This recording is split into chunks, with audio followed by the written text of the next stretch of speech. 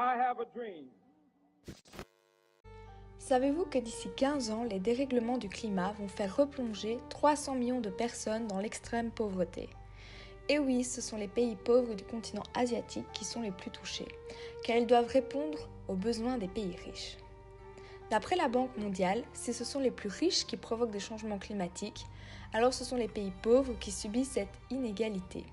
Selon Oxfam, 10% de la population mondiale la plus riche émet environ 50% des émissions mondiales, et les 1% les plus riches du monde ont une émission de gaz à effet de serre 175 fois supérieure à celle des 10% les plus pauvres. Prenons un cas particulier.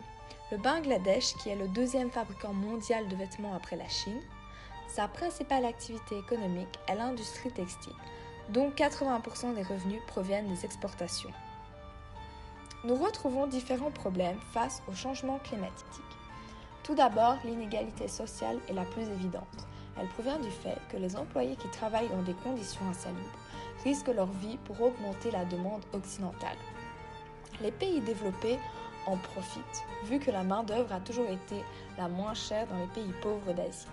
Ce continent est le plus défavorisé car il est la principale victime des catastrophes naturelles, des inondations, des canicules, des sécheresses ou encore des maladies. La cause est simple, ils n'ont tout simplement pas les moyens pour se protéger face à tout cela. Une nouvelle inégalité serait que les femmes des pays en voie de développement sont aussi touchées par les catastrophes climatiques, car l'éducation des hommes n'est pas la même que celle pour les femmes. Celles-ci sont moins strictes et dès leur plus jeune âge, on leur apprend à juste être femme au foyer et surtout à se marier très jeune. Saviez-vous que la pollution mondiale en 2016 a fait 9,9 millions de morts par an et rien que la pollution de l'air en a fait 3,3 millions? La pollution de l'air, qui est la principale cause du réchauffement climatique, touche plus précisément les pays pauvres, mais aussi les villes industrialisées telles que Pékin et aussi le New Delhi, qui en 2016 était le plus pollué sur Terre. Prenons l'exemple de la Chine, qui est un des leaders économiques mondiaux avec un pouvoir d'achat très élevé car c'est le premier exportateur mondial. En décembre 2016, 460 millions de personnes ont été touchées à cause de la pollution. Une minorité de la population a décidé de quitter le pays pour avoir un meilleur milieu environnemental. D'après le département d'énergie des Nations Unies, le continent le plus polluant serait l'Amérique du Nord et le moins polluant, l'Océanie.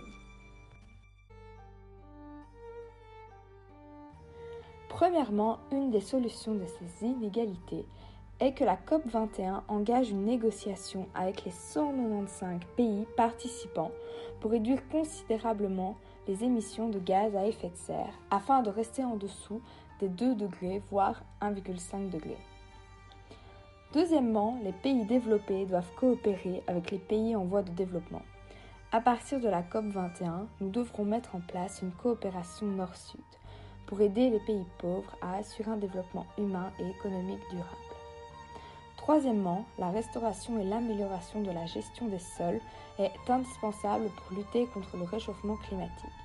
Cela va permettre à accroître le stockage du carbone et à limiter les émissions de gaz à effet de serre dans la nature.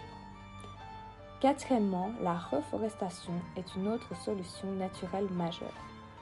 Les forêts stockent d'énormes quantités de carbone qui se sont accumulées au cours des siècles.